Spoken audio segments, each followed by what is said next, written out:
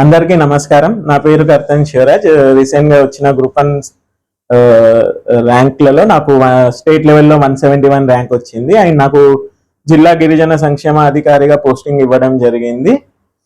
So నేను last 10 సంవత్సరాలుగా civil services కి ప్రిపరేషన్ లో ఉండే. సో నేను 6 సార్లు మెయిన్స్ రాశాను, 4 సార్లు ఇంటర్వ్యూ కూడా ఇచ్చాను. సో ప్యారలల్ గా సివిల్ సర్వీస్ క్లియర్ కాకపోవడం వల్ల గ్రూప్ 1 కి కూడా నేను ప్రిపేర్ అయ్యాను. దాని సివిల్ సర్వీసెస్ యొక్క ప్రిపరేషన్ నాకు గ్రూప్ 1 లో చాలా హెల్ప్ అయింది.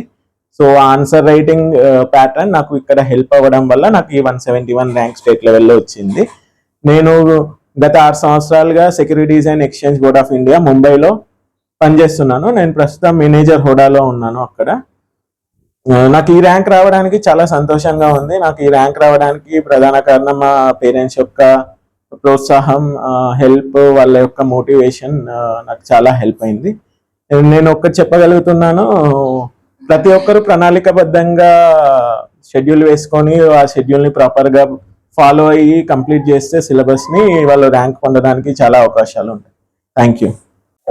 నేను ఈ ఎగ్జామ్కి మోస్ట్లీ సెల్ఫ్ ప్రిపరేషన్ చేశాను.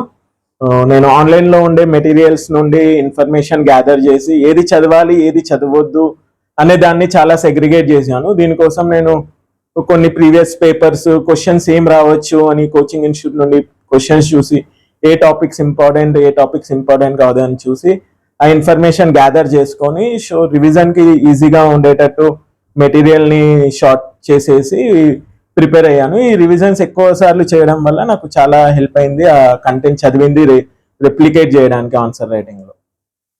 మా అబ్బాయికి చిన్నప్పటి నుంచి మాకు అసలు కలెక్టర్ కావాలని కోరిక ఉండేది. ఆయన బీటెక్ కాగానే ఆయనకు అసలు కలెక్టర్ చదవమని ఆయనకు మేము ఎంకరేజ్ చేసామన్నట్టు. ఇక బీటెక్ అయిన తర్వాత జాబ్ వస్తే, అంటే సాఫ్ట్వేర్ జాబ్ వస్తే 6 నెలలు చేశారు. తర్వాత ఏమో ఇక అది చదువుకుంటూనే ఇంకా ఎగ్జామ్స్ రాసిండు అన్నట్టు ఐఏఎస్సి. అయితే చాలా కష్టపడ్డాడు. అసలు 4 సార్లు ఇంటర్వ్యూ దాకా వెళ్ళి రాకుంటే అసలు అది చెప్పలేనంత బాధ అనిపించింది. ఆయన కష్టం అసలు చెప్పలేనంత ఉంది.